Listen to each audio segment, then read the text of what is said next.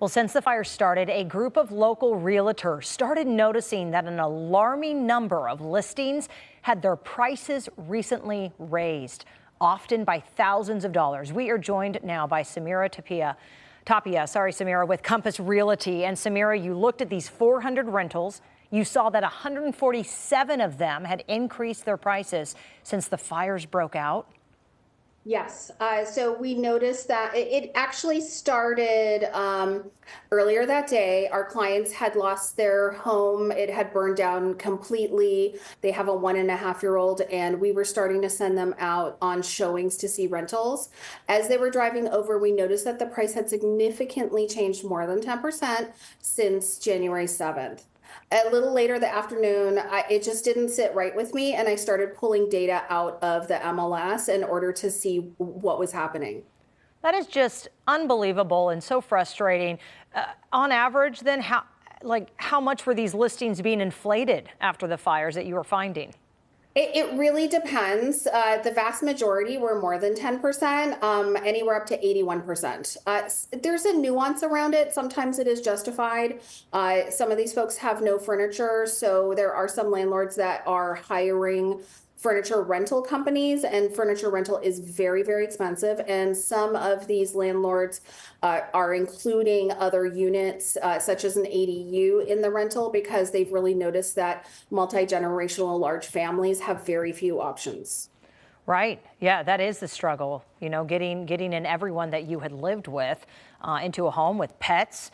You and a group of realtors then have been flagging these rentals for potential price gouging. So, and I saw the social media post, and you've been blasting it out there, but have you been turning them in?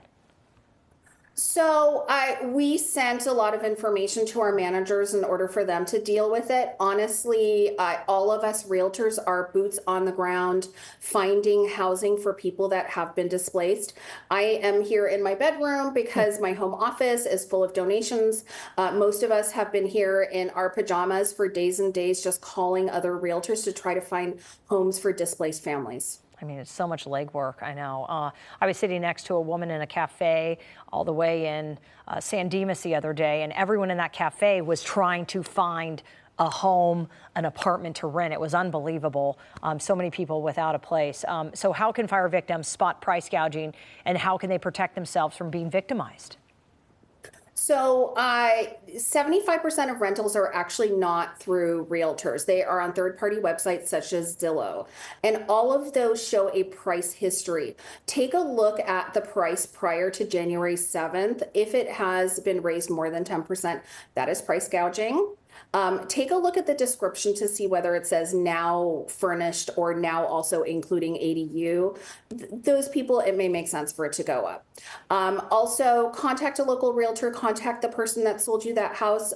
There are hundreds and hundreds of realtors in Los Angeles who have never worked on rentals, who are helping out the community pro bono. We're just trying to get people into as many rentals as possible. Also, if you work with a realtor, we can also look up the ownership to ensure that this is a legitimate rental and that you're not being scammed. So important. Thank you so much for what you are doing, Samira, and sharing such valuable information. We'll talk to you soon. Thank you so much for sharing everything.